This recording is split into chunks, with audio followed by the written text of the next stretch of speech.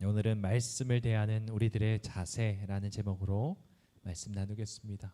여러분, 우리는 말씀을 어떤 자세로 대하고 있습니까? 지금 이 자리에 나와 말씀을 듣고 있는 여러분의 마음은 하나님 앞에 어떤 마음이십니까?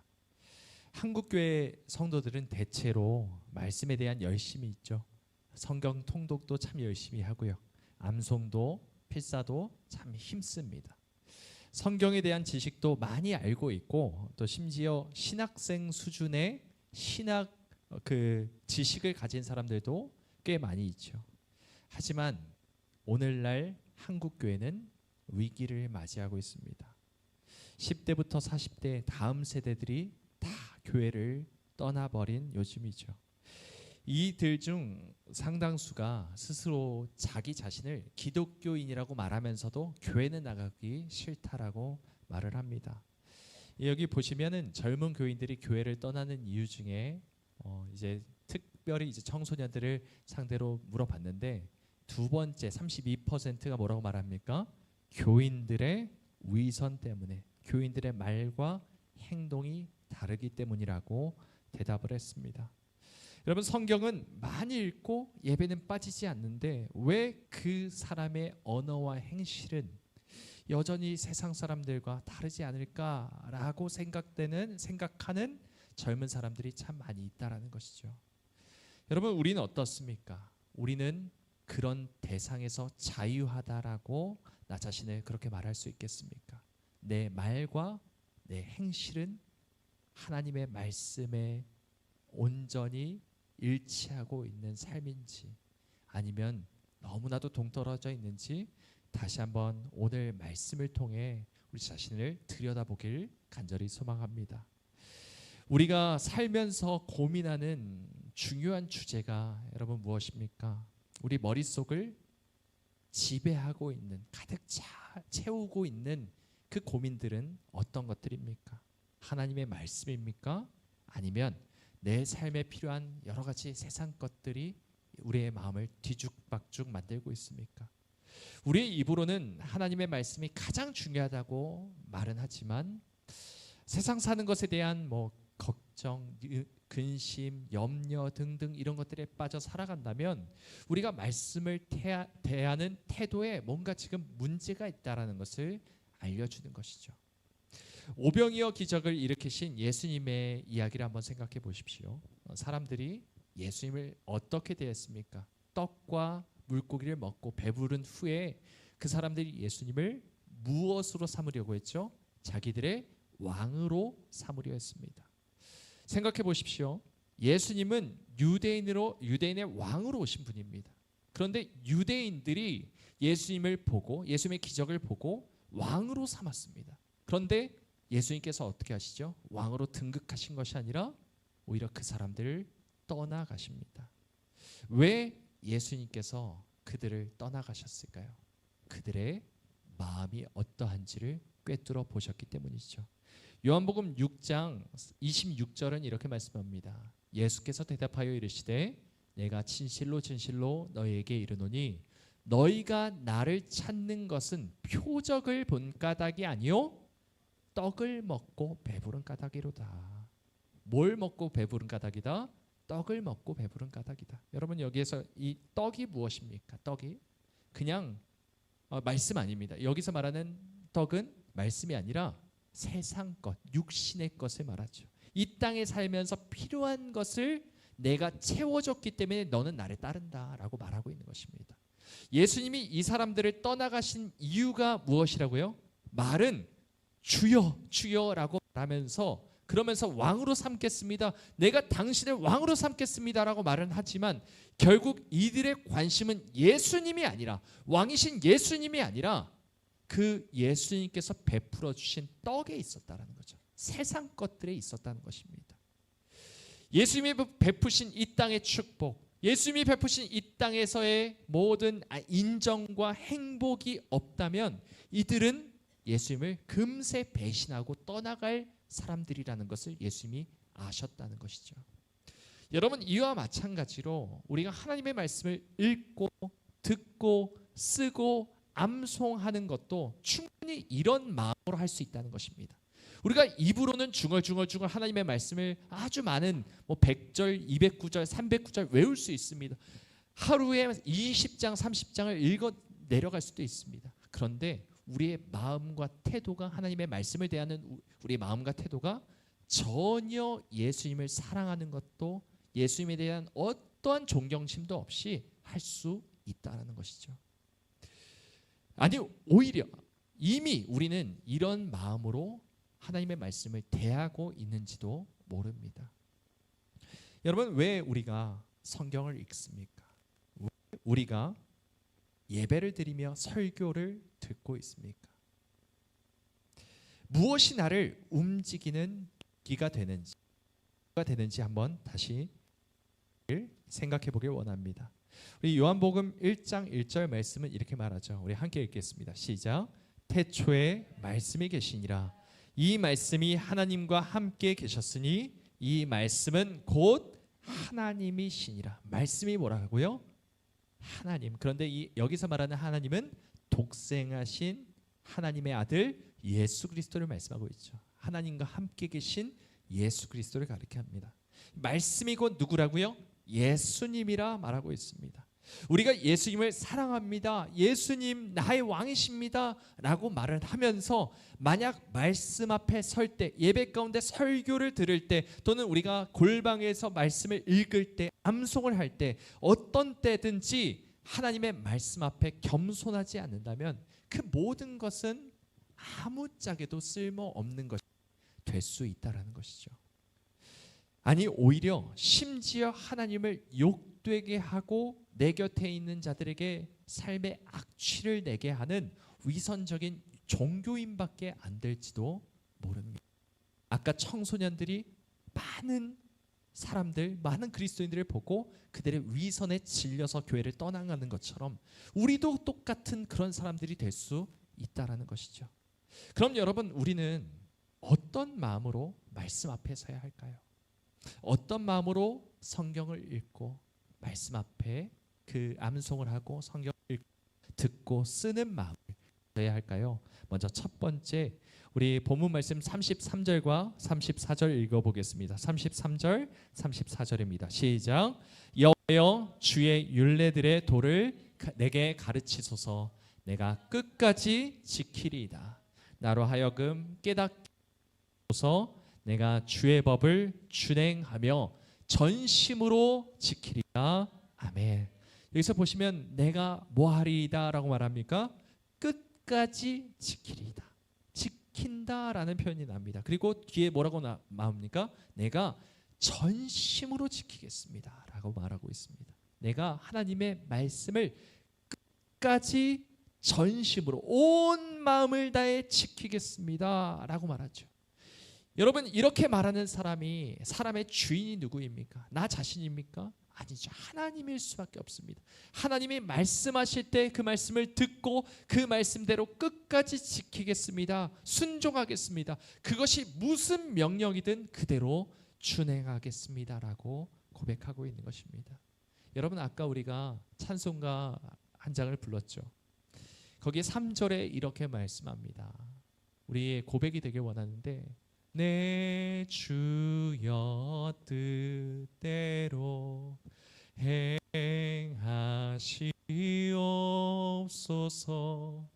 내 모든 일들을 다 주께 맡기고 저 천성 향하여 고요히 가리니 살든지 죽든지 뜻대로 하소서. 살든지 죽든지 주 뜻대로 하여 주시옵소서. 나를 어디로 보내시든지, 심지어 나를 사망의 음침한 골짜기와 같은 험한 곳으로 나를 보내신다 하더라도, 내 삶이 망가진다 할지라도, 그래도 주님이 명령하시면 내가 따르겠습니다 라고 고백하는 진짜 그리스도인들이 이 땅에 얼마나 될까요? 우리는 그런 사람입니까? 끝까지 전심으로 따르겠습니다. 뜻대로 하여 주시옵소서. 하나님 말씀만 하여 주시옵소서. 내가 끝까지 전심으로 그 말씀을 지키리이다 라고 고백하는 그런 우리의 마음이 있는지 돌아보길 간절히 소망합니다. 여러분, 사도 바울이 어떻게 살았습니까? 이렇게 살았습니다. 우리 함께 읽어볼까요?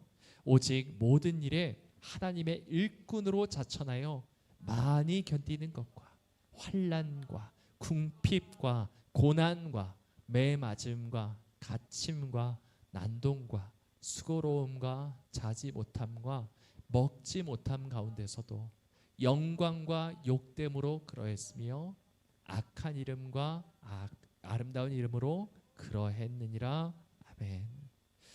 여러분, 이게 무슨 말입니까? 이게 뭐라고 말하고 있는 것이죠? 사람 같지도 않게 살았습니다 라는 뜻입니다. 내가 사람 대우를 받은 적이 없습니다. 주의 복음을 전하기 위해 수많은 사람들이 누리고 있는 것 하나도 누리지 않았습니다. 오히려 죄인처럼, 오히려 구경거리가 되어서 사람들의 업신여김을 당하며 사람들의 손가락질을 당하며 그렇게 살았습니다 라고 말하고 있는 것이죠. 하나님이 명령하시면, 하나님께서 내게 사명을 주시면, 하나님께서 가라 하시면 살든지 죽든지 가난하든지 병들든지 내 몸이 약하든지 어떠하든지 간에 어떤 상황 가운데서도 기뻐하며 즐거워하며 감사하며 끝까지 전심으로 하나님의 말씀을 붙들겠습니다. 그 말씀에 순종하겠습니다 라고 말하는, 고백하는 우리들의 마음이 있기를 간절히 소망합니다. 여러분, 그런데 우리가 어떻습니까? 우리가 이 마음을 가질 수 있겠습니까? 또다시 넘어지고 또다시 세상을 바라보는 것이 연약한 육신을 가진 우리들 아닙니까? 오호라, 나는 곤고한 사람이라다. 누가 사망의 몸에서 나를 건져내랴. 우리가 이런 마음을 갖게 하실 때가 있지만 또다시 넘어지고 또다시 세상에 눈 돌리는 것이 연약한 우리들의 모습이죠. 그래서 나아가 우리가 이러한 마음으로 하나님의 말씀 대하길 원합니다. 우리 36절 37절 말씀 함께 읽겠습니다. 시작. 내 마음을 주 증거들에게 향하지 말게 하소서. 내 눈을 돌이켜 허탄한 것을 보지 말게 하시고 주의 길에서 나를 살아나게 하소서. 아멘.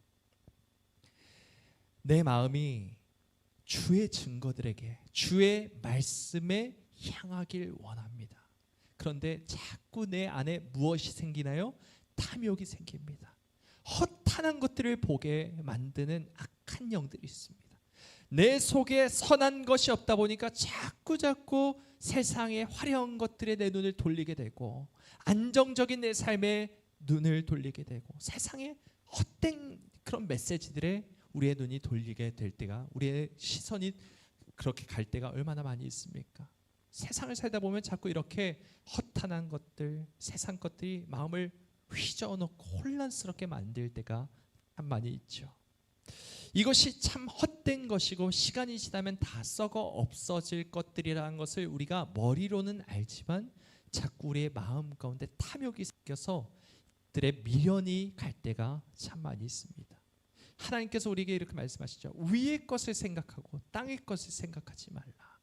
육신의 생각은 사망이요 영의 생각은 생명과 평안이라 말했지만 자꾸 우리의 마음 가운데 영의 생각은 사라져가고 시간이 지나면 그냥 자연스럽게 냅두면 어떻게 됩니까?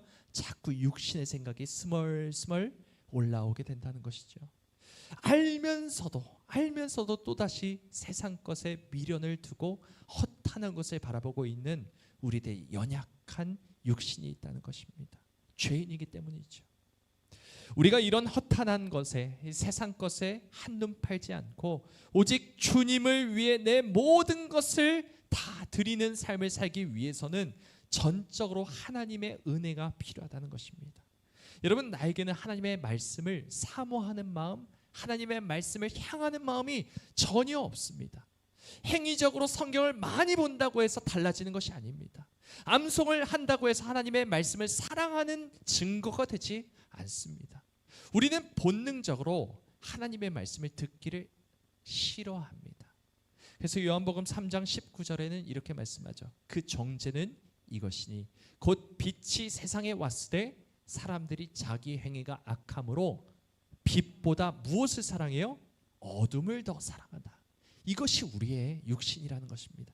우리는 빛이신 예수 그리스도, 생명 되신 예수 그리스도, 말씀이신 예수 그리스도를 본능적으로 꺼려한다는 것입니다. 자꾸 싫어해요. 자꾸 멀리하려 합니다. 오히려 어둠을 사랑하죠. 세상을 사랑하게 됩니다. 이것이 바로 우리들의 모습입니다. 우리의 힘으로 능고 이것을 이러한 마음을 억누르고 우리의 마음을 하나님의 말씀으로 향하게 할 수는 없다는 것입니다. 우리의 힘으로 되지 않습니다.